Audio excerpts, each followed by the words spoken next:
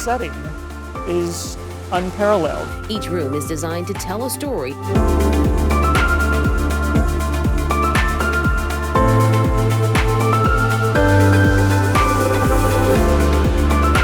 Very hard. Very disappointed. Kane isn't a medical doctor, though she's sporting a stethoscope in this picture. I'm going to ask you to step out the room, ma'am. Why aren't I allowed to visit John I'm going to ask you to step out the room. You are unauthorized to be in here with a camera, ma'am.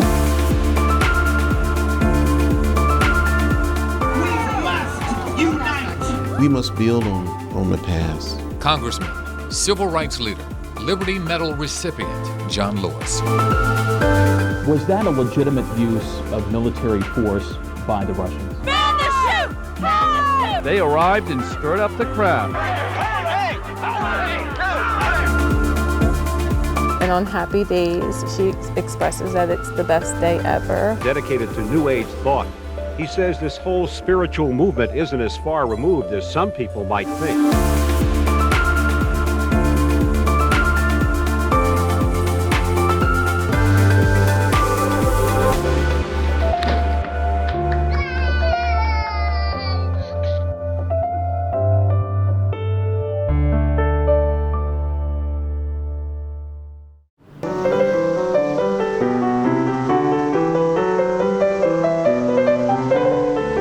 Welcome to the Moravian Pottery and Tile Works here in Doylestown, where we still make Mercer's Originals historic tile designs and special limited production for Bucks County nonprofit organizations and municipalities. The tile making process begins with the production of the clay. We process local red terracotta clay in the original mixer that Mercer used still today. Henry Mercer was a visionary in the arts and crafts movement here in America. As it developed, he was a showing member in the Guild in Boston and won many awards, including a gold medal for his work. Forcing the clay down into the design, marked with the symbol for the tile works, the MOR.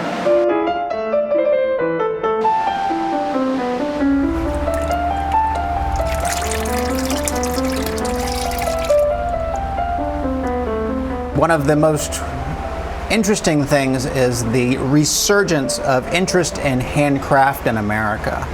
Many people are looking back to actual craftsmen to find the unique things that they love in their homes.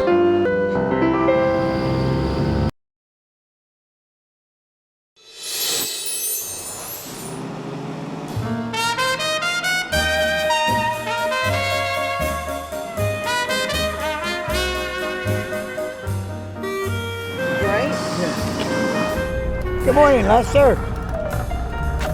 This is the meeting of the morning, the meeting of the old minds. Come here every day, eat a cup of coffee, blab a little bit, you know. Make fun of each other. Take his pulse. I'm 97 years old, and I've been a friend with this bunch of guys here for 15 years. They're the best friends I ever had. Yeah. There's our friend here. They're a bunch of nice guys because I found out they're veterans, and that's my way of saying thank you. I leave something there for them once a week to pay for their coffee or whatever. No, it's going to brighten up. It ain't brighten up. It's going to rain and rain this afternoon. The monsoon's coming.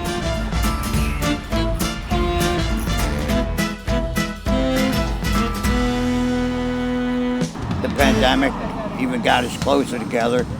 We laugh a lot, cut each other up, you know, and it's something I need every day. Very friendly. I look forward to coming to see these guys every morning. We love him. Nicest guy in the world, and his dog is too. I'm here every day that I'm alive. My wife will push me out the door, and she says it's good to get out, then it's good. Rain or shine. Yeah, I'll stay yours, sweetheart. Even if it's stone, we're out here.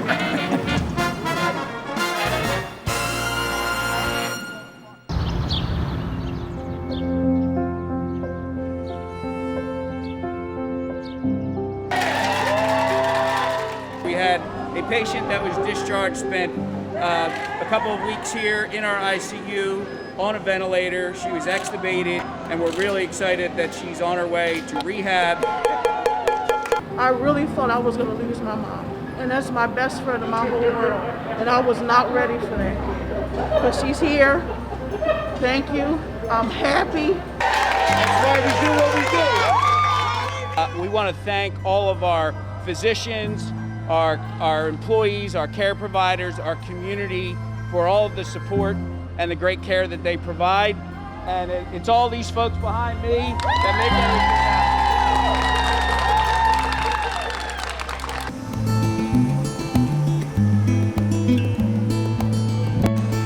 Today we're out here with our newly revamped mobile food pantry to help bring staple non-perishable goods and produce to the community that needs it most right now. We've had such gratitude coming in. It's just really overwhelming to see how everybody's come together, and we're lifting each other up through this time. How are you? Okay. Good. How are you on masks? Do you have any extra at home? No. No? We're going to give you some. The best of people are coming out in these bad times. People are being more loving, more caring, more thoughtful, more considerate, and more respectful.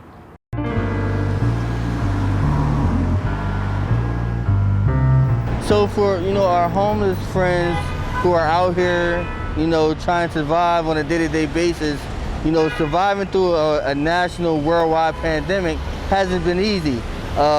My job is to try to do my best to, provide hope and a sense of, integrity and dignity for those who are often forgotten about.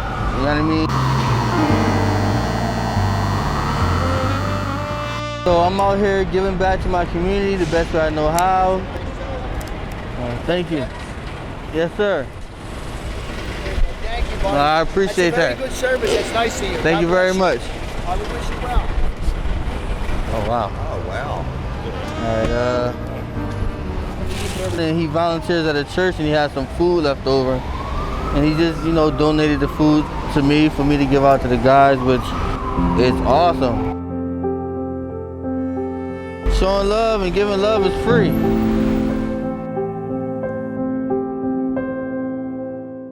Yeah, when his weather forecast, an excessive heat warning in effect this afternoon. Sunny, a stray thunderstorm and a high of 93.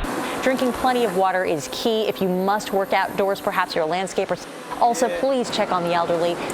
I'm State Representative Tanya Cook-Artis for the 200th Legislative District. I represent East, West Mine, Erie, and Chestnut Hill. And we're here today giving our fans to our seniors and low-income families. And stay cool and get out the heat. And it's very important that our seniors and our low-income families are air conditioned very well, and because of this very excessive heat warning that we have been experiencing and will be experiencing till I think the end of the week. Oh, this is very nice. Very nice, very nice. This is just what I need out here. My name is Carol. Everyone knows me as Mimi. That's what all my kids call me. And getting this fan will be quite a help for me. I'm diabetic and I do have to cook 3 meals a day, and having this fan in my kitchen will help me a lot. Agnes Tillery. Hi, Miss Tillery. Nice to see you. How you doing? Isaiah, can you bring the fan out, please? Thank you so much. My name is Isaiah Young. I'm 14 years old and I'm a volunteer here giving away fans. It makes me feel good because I'm helping people who need something that they can't provide for themselves. We really needed this, and it's really a blessing. I don't belong here. I want my life back. This is Helen Hugo, and this is the room where she says she's been held against her will for 3 years. To hear Hugo's story, the I-Team had to go inside her nursing home undercover. It's where Hugo says her visitors are turned away.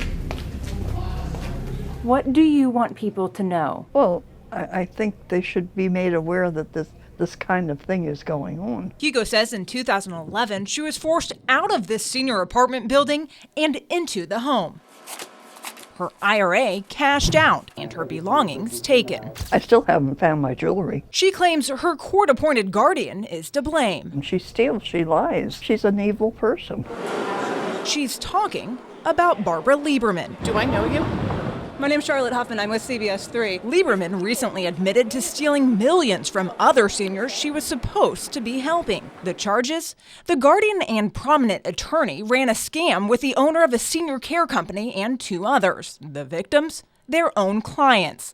Police say they forced seniors into nursing homes, stole more than $2.4 million from at least 10 of them, and used the money to pay off 6-digit credit card bills and buy things like this BMW and a luxury condo in Florida. I've got the state's charges here. You forged a power of attorney, transferred money into your own bank account, even executed wills for the people so you could steal from them after they died. How do you sleep at night? Lieberman hid from our cameras, then she called security. What about Helen Hugo? Did you steal from her? 3 years ago, county doctors deemed Hugo a mentally incapacitated person, but the I-Team obtained the findings of a September psychiatric evaluation requested by Hugo's relatives. It found no evidence of that. Hugo's niece, Barbara Martin, says she knew years ago that something wasn't right. So she and her husband began filing complaints and writing letters to get Hugo out of the nursing home and away from Lieberman. Happy Mother's Day, dear Mommy. Happy Mother's Day to you. He'd been so sweet and happy and become a promising young man. Now there are only the memories. I'm going to be living the rest of my life without my son. Rosemary's son Randy was just 22 when he killed himself. His parents blamed the hair loss drug Propecia. Randy was taking it because his curly red hair had started to recede. It is so not worth it. The warning label says there can be sexual side effects, including lack of desire and difficulty achieving an erection. They're supposed to go away when men stop taking the drug. Not for Randy.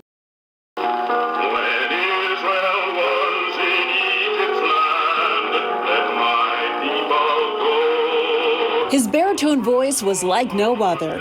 Paul Leroy Robeson, known as the quintessential 20th century Renaissance man. He was one of the greatest men that ever walked the face of the earth. Fernoka Michael knew Paul Robeson as Uncle Paul, a giant of his time. But if you ask students today, who do you think is the most famous person right now in this country? And they'll say Beyonce. And I'll say, okay, take those individuals and multiply them 3 or 4 times. That was the fame of Robeson. Not only was he a world-renowned singer and actor and professional athlete, but Robeson, who was born in Princeton, New Jersey in 1898 to a former slave and his wife, was also a noted scholar, earning an academic scholarship to Rutgers University and graduating from Columbia Law School with honors. And he faced discrimination and resistance every step of his journey. His teammates tried to kill him, literally. They took the football cleats, they tore off his fingernails, they broke a rib, they broke his nose.